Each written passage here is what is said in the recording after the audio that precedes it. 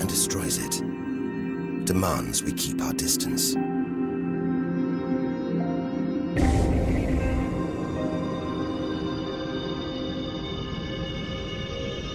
This comet has strayed too close.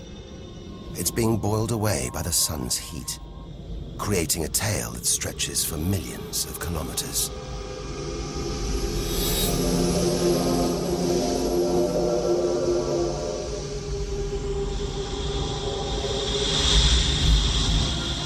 It's freezing in here.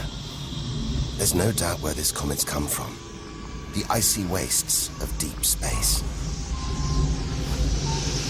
But look at all this steam, the geysers and dust.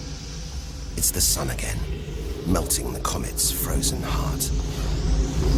A kind of vast, dirty snowball, covered in grimy tar. Tiny grains of what looks like organic material, preserved on ice since, well, who knows when. Maybe even the beginning of the solar system.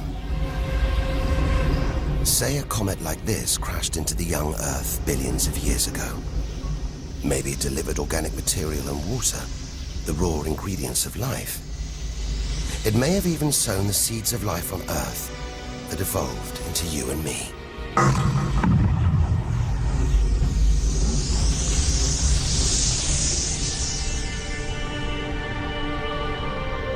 But say it crashed into the Earth now. Think of the dinosaurs, wiped out by a comet or asteroid strike. It's only a question of time. Eventually, one day, unless we can find a way to protect ourselves, we'll go the way of the dinosaurs. The Earth is safe. For now. But if life on Earth was obliterated, we'd be stuck out here, homeless, adrift in a hostile universe. We'd need to find another home. Among the millions, billions of planets, there must be one that's not too hot, not too cold, with air, sunlight, water, where, like Goldilocks, we could comfortably live.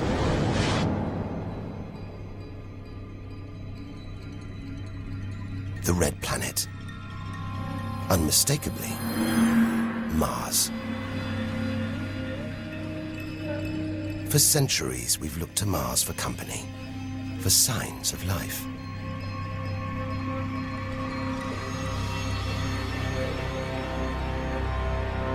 Somewhere down there could be extraterrestrial life. But are we ready to find it?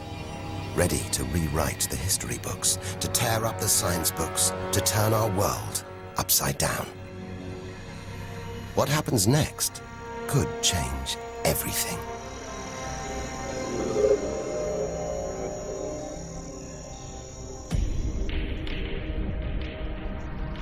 More than any other planet, Mars captures our imagination. Think of sci-fi films, comics. What follows? Martians.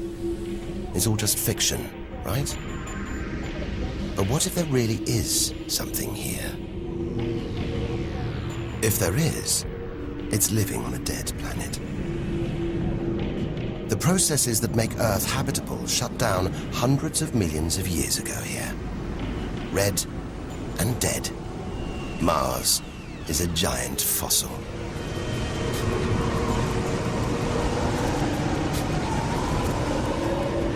Something's alive. A dust devil, a big one. Bigger than the biggest tornadoes back on Earth. There's wind here, and where there's wind, there's air. Air that could sustain extraterrestrial life. But it's too thin for us to breathe, full of choking carbon dioxide. There's nothing to protect Mars from the sun's ultraviolet rays. And it's cold, as low as -80 degrees. Freezing water in the ground, at the poles, and even in the atmosphere, as snow.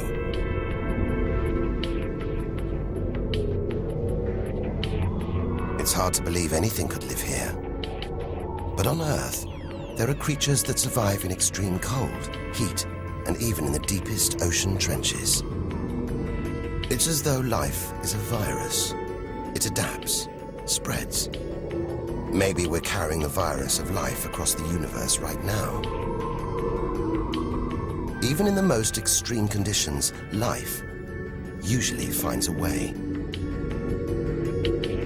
But on a dead planet, with no geological activity to replenish the minerals and nutrients in its soil, no heat to melt its frozen water, and all this dust, it's hard to see where we're going.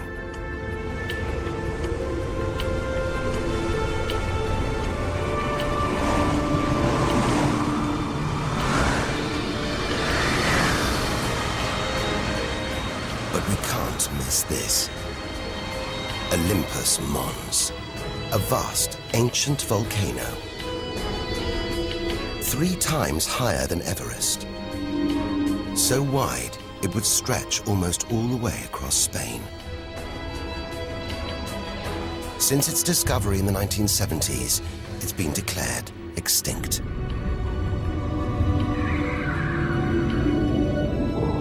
It looks like there's something happening on its slopes. It's as though lava has been flowing. But any lava flows should be long dead, obliterated by meteorite impacts.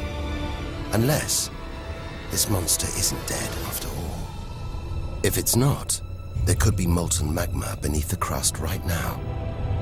This changes everything. Volcanic activity could be melting frozen water in the soil, recycling minerals and nutrients, creating conditions for life to exist.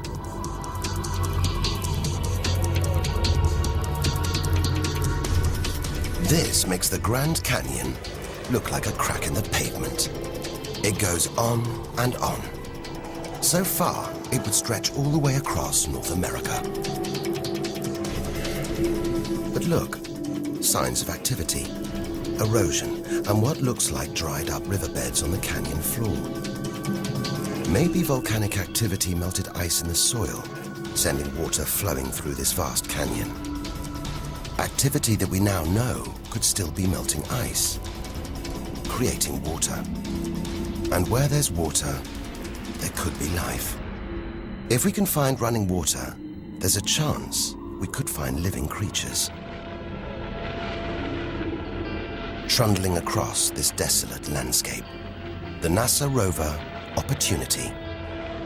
It's finding evidence that these barren plains were once ancient lakes or oceans that could have harbored life.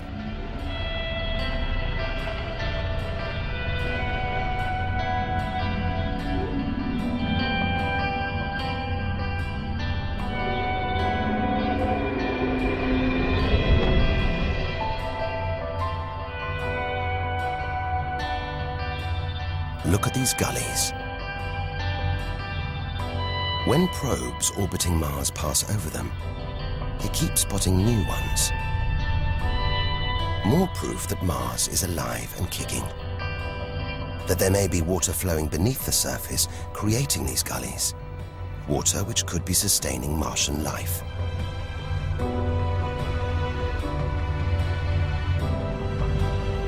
Now all we have to do is find it. Unless we've already found it. Not on Mars, but on Earth. There's one theory that has life starting here before moving to Earth.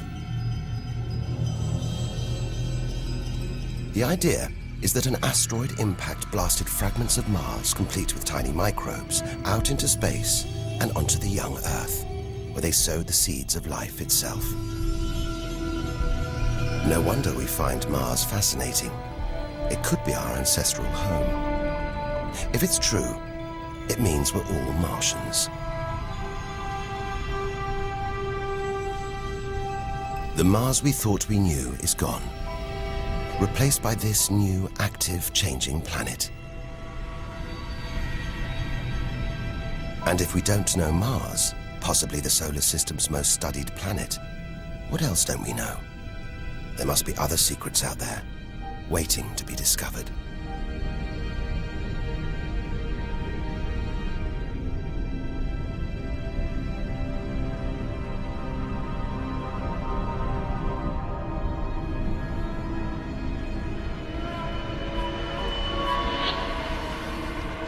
This is getting scary. It's like being inside a giant computer game.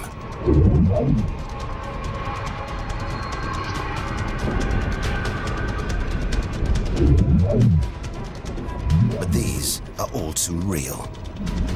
Asteroids, some of them hundreds of kilometers wide. This one must be about 30 kilometers long.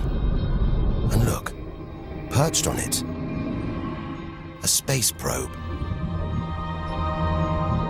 Can't have been easy parking on an asteroid traveling at 80,000 kilometers an hour.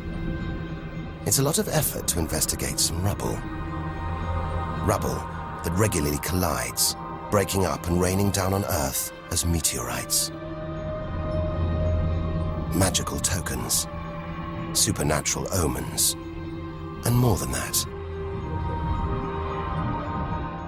Turns out it was rubble like this that came together to make the planets, including our own.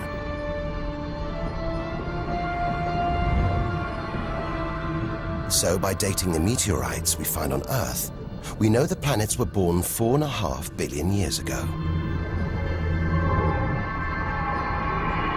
These are the birth certificates of our solar system, of our planet.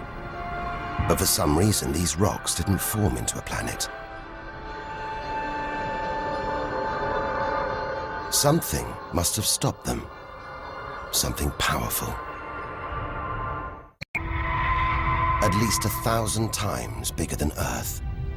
So vast, you could fit all the other planets inside it. Something this big is going to have a major effect on its neighbors. Its gravity is stopping the asteroids from forming a planet. And just look at it. It's stunning. But up close, maybe things aren't quite what they seem. This huge planet is almost all gas. Land here, and we'd sink through its layers, maybe never hitting a solid surface. And Jupiter's good looks, the product of extreme violence. It's spinning at a huge rate, whipping up winds to hundreds of kilometers an hour.